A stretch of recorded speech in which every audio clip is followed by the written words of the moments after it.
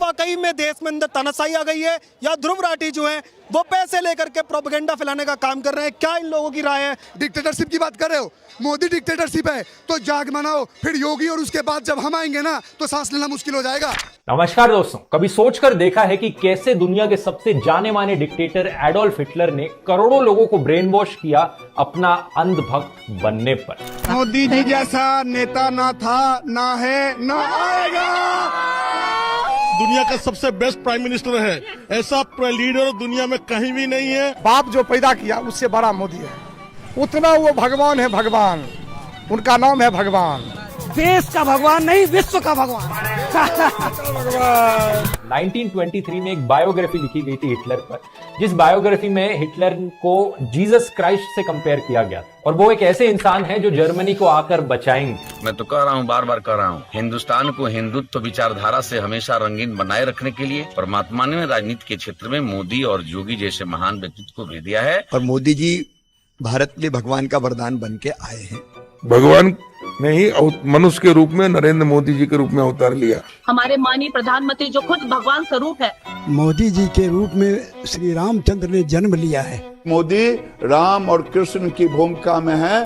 बाद में पता चला दोस्तों, ये बायोग्राफी हिटलर ने खुद ही लिखी थी, खुद ही अपने आप को जीसस क्राइस्ट से कंपेयर किया था। इसमें देख सकते हैं आप प्रधानमंत्री मोदी को किस तरह से वो कृष्ण के अवतार में, और माननीय मोदी जी भगवान राम का दूसरा रूप है। मोदी जी है ना, साक्षात भगवान महाकाल जी का अवतार है।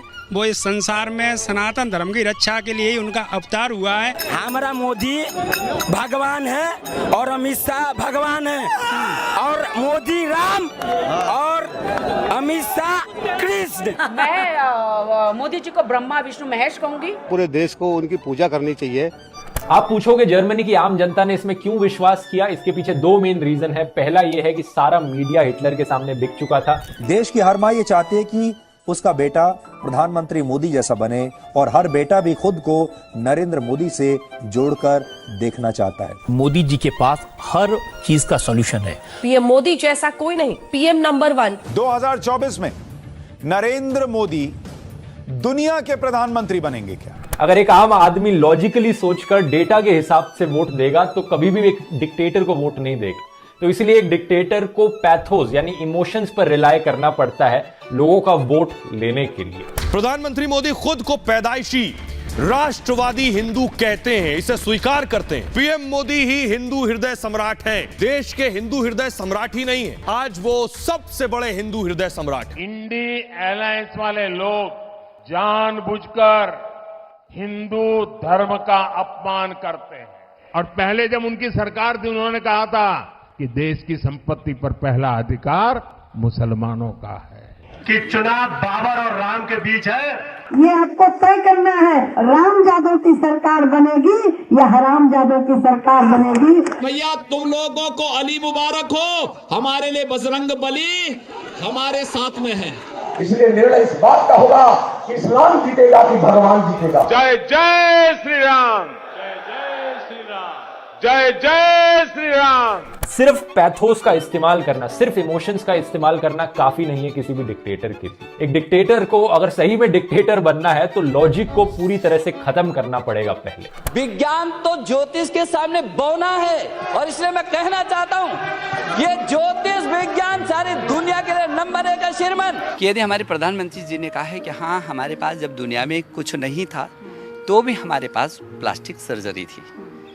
हम गणेश जी की पूजा करते हैं, कोई तो प्लास्टिक सर्जन होगा उस जमाने में जिसने मनुष्य के शरीर पर हाथी का सर रख करके प्लास्टिक सर्जरी की प्रारंभ किया होगा। सतपाल सिंह ने एक बार फिर ये कहा कि इंसानों की विकास यात्रा बंदरों से शुरू नहीं हुई। वे मानते हैं कि हम ऋषियों की संतान हैं। हम तो ऋषियों की संतान है, ऐसा मानते हैं। हमारी भारतीय संस्कृति ये मानती है कि हम ऋषियों की संतान हैं। मैं खुद को बंदर की संतान नहीं मानता। किसी ने बंदर को इंसान बनते नहीं देखा। बात तो सही है, एक जीवन में कोई यह कैसे देख सकता है? किसी ने ऋषियों को जरूर देखा होगा तब, लेकिन ऋषियों से इंसान बनते हुए किसने देखा? ये सवाल तो किसी ने सतपाल जी से भी नहीं पूछा, तो फिर ये सवाल उठा क्यों? तो फिर आप ब्रेक क्यों नहीं ले लेते हैं? ले लीजिए ब्रेक।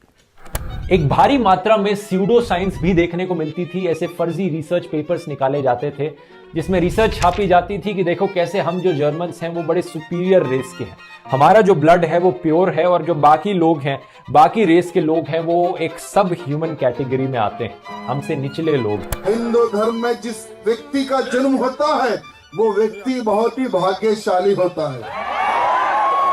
बाकी के जो हर जन्म में पाप करते हैं उनका जीवन ही पाप करने के लिए होता है, वो गोल टोपी वाला होता है।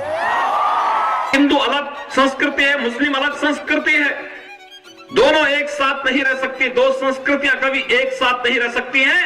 ये टकराव होगा, जरूर होगा, और जब दो संस्कृतियां एक साथ नहीं रह सकती इसलिए इसका विभाजन असंभव ही है, अवश्य होना चाहिए। जिस दिन ये राष्ट्र हिंदू राष्ट्र हो जाएगा, जिस दिन ये देश परम पूज्य योगी आदित्यनाथ जी जैसे युवा सन्यासियों के हाथ में चला जाएगा, तो मुसलमान दोयम दर्जे का नागरिक बनेगा, और जब मुसलमान दोयम दर्जे का नागरिक बनेगा तो उसके वोट देने का अधिकार छीन लिया जाएगा। वापस जर्मनी पर आए तो हिटलर की एक और फेमस तकनीक थी कि जर्मन्स के अंदर डर क्रिएट करो, एक फेक एनिमी क्रिएट करो, एक फर्जी दुश्मन जो असली में एग्जिस्ट नहीं करता, लेकिन उसके बेसिस पर देशवासियों को डराओ और फिर दिखाओ कि कैसे मैं हीरो हूं और आकर इन फर्जी दुश्मनों से मैं सारे देशवासियों को बचाऊं। इस केस में दोस्तों ये फर्जी दुश्मन थे ज्यूज। कंस्पिरेसी थ्योरीज बनाई गई, फर्जी खबरें फैलाई गई कि कैसे ये ज्यूज एक्चुअली में इंटरनल एनिमी है, देश के अंदर बैठा दुश्मन है। ये आग लगाने वाले कौन हैं, वो उनके कपड़ों से ही पता चल जाता है। इसका मतलब ये संपत्ति इकट्ठी करके किसको बांटेंगे? जिनके ज्यादा बच्चे हैं उनको बांटेंगे। सवाल ये है कि मुस्लिम धर्म में जो है आप जानते हैं कि 50 औरत रखिए और जो है 1050 बच्चा पैदा कीजिए, ये कोई परंपरा नहीं, ये तो जो है एक जो है जानवरी प्रवृत्ति है। बीजेपी सांसद प्रवेश वर्मा ने कहा कि हर आतंकी मुस्लिम होता है और भारतीय जनता पार्टी एक राष्ट्रभक्त पार्टी है, इसलिए मुस्लिमों ने ना तो कभी बीजेपी को वोट दिया और ना ही कभी देगा। कौन अल्लाह अकबर के नारे लगा के आतंकवादी हमले कराता है? आतंकवादी कहीं के 4 फीट के होते हैं, बम तो यहाँ बांध के उड़ जाते हैं। ऐसे भेड़िए हैं मुस्लिम धर्म में। ये कैंसर है, अगर कैंसर का ट्रीटमेंट करना है तो पहले कैंसर है ये डिक्लेयर करना पड़ेगा। ये सपोले हैं, आस्तीन के सांप हैं। सपोले वो होते हैं जो देश का दूध पीते हैं, आस्तीन के सांप होते हैं और फिर यहीं हमें डसते हैं। उनके ऊपर बुलडोजर ही चलाया जाएगा, उनको दूध नहीं पिलाया जाएगा। वैसे क्या आप जानते हैं दोस्तों, इंडिया में भी कई लोग इंस्पायर्ड थे हिटलर से। एक नाम जो सबसे सामने आता है वो है विनायक दामोदर सावरकर का। जैसे नाजिज्म में प्योर जर्मन रेस की बात करी गई है एथनिसिटी के बेसिस पर, ऐसे ही सावरकर ने हिंदुत्व शब्द का इस्तेमाल किया था प्योर इंडियन रेस के बारे में बात करने के लिए एथनिसिटी के बेसिस पर। हिंदुत्व दोस्तों, सिर्फ और सिर्फ हिंदुत्व, हमारा हिंदुत्व, आपका हिंदुत्व। इनके हिसाब से हिंदुत्व एक पॉलिटिकल आइडियोलॉजी थी जिसमें कि हिंदू, सिख्स, बुद्धिस्ट और जैन्स आते हैं और मुस्लिम्स और क्रिश्चियंस आउटसाइडर्स की तरह हैं। जैसे देखो हमारे 2 दुश्मन नहीं आने वाले समय में 3 हो गए, सॉरी। एक तो होगा जो देशद्रोही मुसलमान, दूसरा होगा जो हम हिंदुओं को कन्वर्ट करता है ईसाई, तीसरा होगा हमारा ही भाई सेकुलर। सावरकर की आइडियोलॉजी इतनी क्रूर है कि इन्होंने छत्रपति शिवाजी महाराज को भी क्रिटिसाइज किया था कि कैसे उन्होंने अपने दुश्मनों की औरतों को कैप्चर किया और उन्हें रिस्पेक्ट के साथ ट्रीट किया। ये चाहते थे कि रेप को एज ए पॉलिटिकल टूल इस्तेमाल किया जाए। यूपी के एक महंत हैं जिनका नाम बजरंग मुनि है। उन्होंने एक समुदाय की बेटियों का बलात्कार करने की बात कही है। बाकायदा जीप के ऊपर लाउडस्पीकर लगाकर मस्जिद के सामने गाड़ी रोककर यह बात कही है। इन साले कटुओं से, कटे हुओं से पूछो,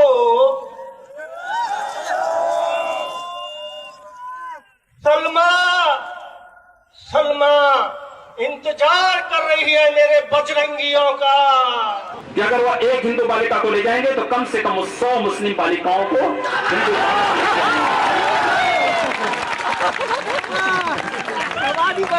इंडिया से एक और एग्जाम्पल है गोलवालकर, जिन्होंने ओपनली दर्शाया था कि वो कितना पसंद करते हैं नाजी आइडियोलॉजी को। अपनी नस्ल और संस्कृति की शुद्धता को संरक्षित रखने के लिए जर्मनी ने यहूदियों जैसी नस्लों को राष्ट्र से मिटाकर पूरी दुनिया को चौंका दिया। नस्ल पर गर्व यहाँ अपने उच्चतम रूप में प्रदर्शित हुआ है। और महापुरुषों को याद करके यहाँ संकल्प लेकर जाए कि पूरी विश्व को हम आर्य बनाएंगे। भारत में नहीं, विश्व में अनार्य को नहीं रहने देंगे। संपूर्ण विश्व को, सप्तखंड धरातल को आर्य बनाने का संकल्प यही धरती पर अब लेकर जाए। हम टोपी वालों को भी सीताराम बुलवा देंगे, आपकी न्यूज पर बोल देते हैं। क्यों चिंता कर रहे हो तुम? अच्छा, और जो मुसलमान राम को पूज्य नहीं मानते भाई, उनके भी पूर्वज तो राम ही है। और अपने जो बाप को नहीं मानता ना भाई, वो किसी का नहीं हो सकता।